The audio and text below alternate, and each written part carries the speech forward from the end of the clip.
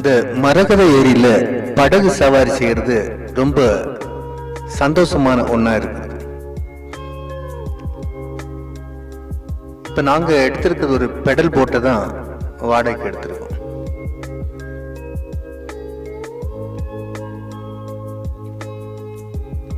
இந்த ஏரியை சுற்றி பார்த்துட்டு வர்றதுக்கு ஒரு 20 மினிட்ஸ் டைம் கொடுக்குறாங்க.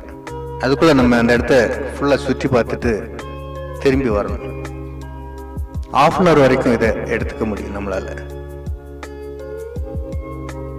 அந்த போட்டை பயன்படுத்துறதுக்கு தேவையான சேஃப்டி ஜாக்கெட்ஸையும் நமக்கு கொடுத்துட்றாங்க. அதனால பயம் இல்லாம இந்த ஏரியில் நம்ம படகு சவாரி செய்ய முடியும்.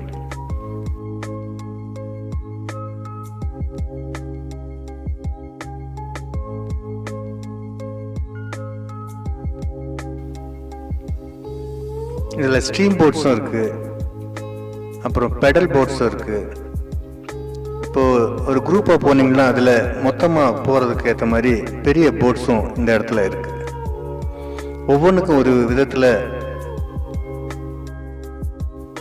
டிக்கெட்டினுடைய விலையை நிர்ணயிச்சிருக்காங்க.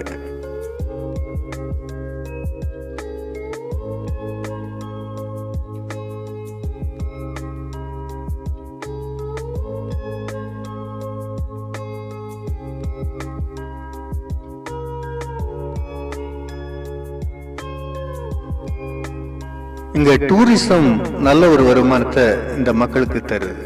அது மட்டும் இல்லாம காபி தோட்டங்கள் இவங்களுக்கு நல்ல வருவாய் ஈட்டுது. ஆங்கிலேயர் காலத்துல 1820 எம்டி காக்பர்ன் அப்படின்ற ஒரு காபி செடிகளை ஆப்பிரிக்கா கண்டத்துல இருந்து இங்க கொண்டு வந்து இங்க உள்ள எஸ்டேட்ல நட்டு பராமரிக்க தொடங்கினார்.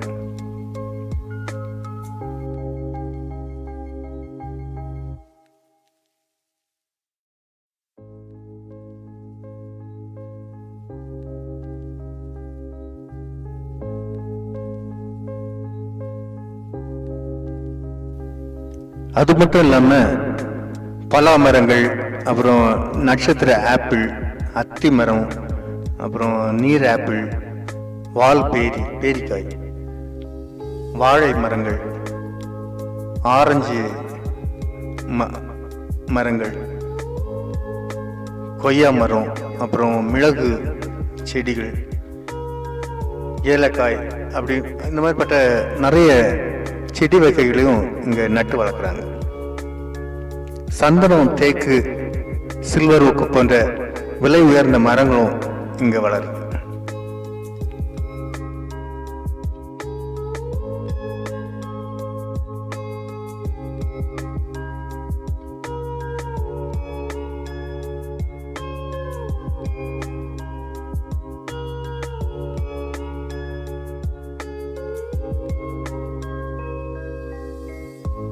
ஏற்காட்டு ஏரியிலிருந்து 2 கிலோமீட்டர் தூரத்தில் இருக்கக்கூடிய லேடி சீட் அப்படின்னு சொல்லக்கூடிய இடத்துக்கு போனீங்கன்னா டெலஸ்கோப் மூலமா சேலம் மாநகரத்தை மொத்தமும் நம்ம கண்டு ரசிக்க முடியும். இரவு நேரங்கள் இந்த இடத்தை பார்க்கறது இன்னும் அற்புதமா இருக்கும். ஒளி வெள்ளத்துல அந்த நகரம் ஜொலிக்கிறத நம்மளால காண முடியும். நல்ல கிளைமேட் இருக்கக்கூடிய நேரத்துல நீங்க இந்த இடத்துக்கு போனீங்கன்னா மேட்டூர் அணையை கூட இங்கிருந்து பார்க்க முடியும் அப்படின்னு சொல்றாங்க.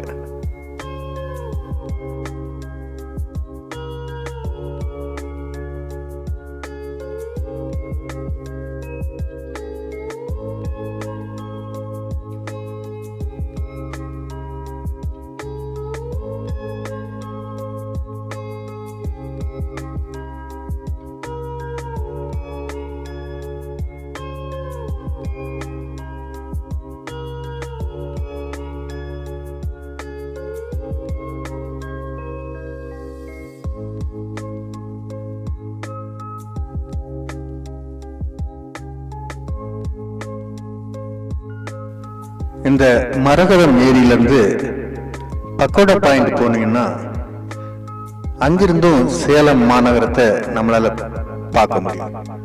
அது மட்டும் இல்லாம கக்கம்பாடி அப்படின்னு சொல்லக்கூடிய ஒரு கிராமத்தையும் அங்கிருந்து நம்ம பார்க்க முடியும். இதுவும் ஒரு முக்கியமான பிளேஸா இருக்கு இந்த ஏற்காட்டில். அதே மாதிரி சேர்வராயன் கோவில், இது மலை உச்சியினுடைய உச்சியில அமைக்கப்பட்டிருக்கு.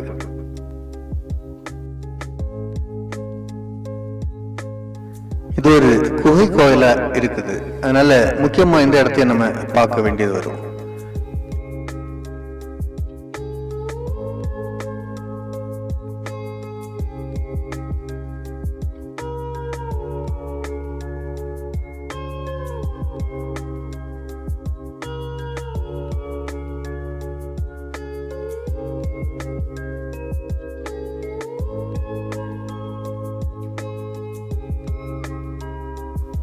இங்க கரடியூர் வியூ பாயிண்ட் ஒன்று இருக்கு. இது ஏற்காட்டு ஏரியிலிருந்து 12 கிலோமீட்டர் தொலைவில் இருக்கு. இங்கேயும் நீங்க இயற்கை அழகை கண்டு ரசிக்க முடியும்.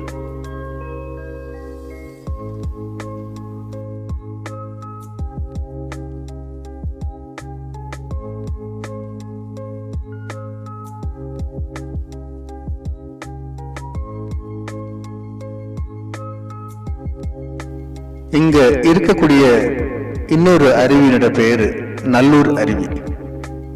இது ஏற்காட்டுல இருந்து 20 கிலோமீட்டர் தொலைவில் நல்லூர் அப்படின்னு சொல்லக்கூடிய கிராமத்துல இருக்கு. மழை காலங்கள்ல இங்க போனீங்கன்னா இந்த இடத்துல நீங்க இந்த அருவியை கண்டு மகிழ முடியும்.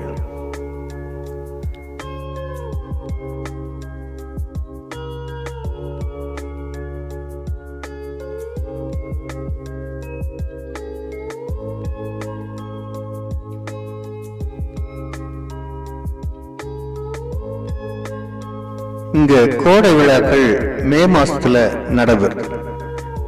மே மாசத்துல 7 நாட்கள் இங்க கோடை விழாக்கள் கொண்டாடப்படுது. இந்த விழாவில் மலர் கண்காட்சி, டாக் ஷோ, அப்புறம் மூலிகை செடிகளுடைய கண்காட்சி, போட் ஷோ, இந்த மாதிரிப்பட்டதெல்லாம் நடத்துறாங்க.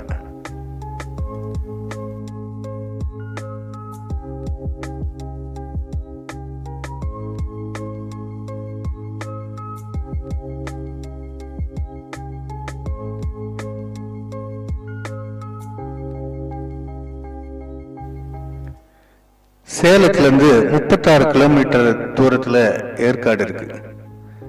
சேலத்திலிருந்து நாள் முழுவதும் நமக்கு ஏற்காட்டு போறதுக்கு பேருந்து வசதி இருக்கு. இங்க சேலத்திலிருந்து ஏற்காடு செல்றதுக்கு 2 வழித்தடங்கள் இருக்கு. சேலம், கேரிமேடு, அடிவாரம், ஏற்காடு, இந்த வழியா போனீங்கன்னா உங்களுக்கு 36 கிலோமீட்டர்ல நீங்க போய் சேர முடியும். அது இன்னொரு வழித்தடம் இருக்கு. சேலம், அயோத்திப்பட்டினம், குப்பனூர், கெட்டசேடு, அப்புறம் ஏற்காடு அப்படி போனீங்கன்னா உங்களுக்கு 46 கிலோமீட்டர் நீங்க டிராவல் பண்ணிட்டு இருக்கும்.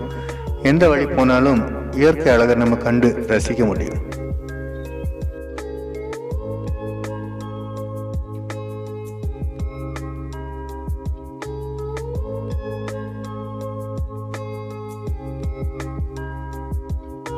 இந்த மாதிரிப்பட்ட பதிவுகளை காண எங்க சேனலை சப்ஸ்கிரைப் பண்ணுங்க, லைக் பண்ணுங்க, ஷேர் பண்ணுங்க.